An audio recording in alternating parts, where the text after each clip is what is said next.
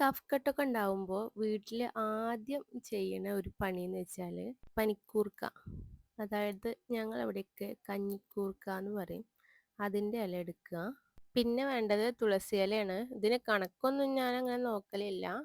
പനിക്കൂർക്ക 2 ഇല എടുക്കും, കുറച്ച് തുളസിൻ്റെ ഇല എടുക്കും, അങ്ങനെയാണ് ചെയ്യല്. ഞാനിപ്പോൾ ഇത് അത്രയും ഇല എടുത്തിട്ടുണ്ട്. ഇനി ഇതിൻ്റെ തിരുമ്മി പിഴിഞ്ഞ് ഇതിൻ്റെ നീരെടുക്കണം. അതിന് വേണ്ടിയിട്ട് ഞാനിത് അതുപോലത്തെ ഒന്ന് എടുത്തിട്ടുണ്ട്. ഇതൊക്കെ വീണ് പൊട്ടിയിട്ടുണ്ട്. ഇലയൊക്കെ ഇതിലിട്ടിട്ട് നന്നായിട്ടൊന്ന് അരച്ച് പിഴിഞ്ഞെടുക്കണം. ഇനിയിപ്പോൾ ഇതില്ലെങ്കിൽ കുഴപ്പമൊന്നുമില്ല, കൈയോട്ട് തിരുമ്മി പിഴിഞ്ഞെടുത്താൽ മതി. ഇതാകുമ്പോൾ ഒന്നും കൂടി ഈസിയാണെന്ന് മാത്രം.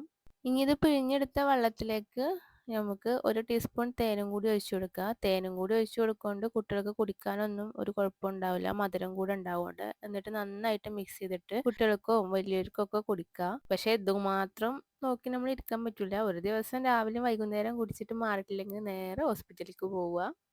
അപ്പോൾ ഓക്കെ, ബൈ.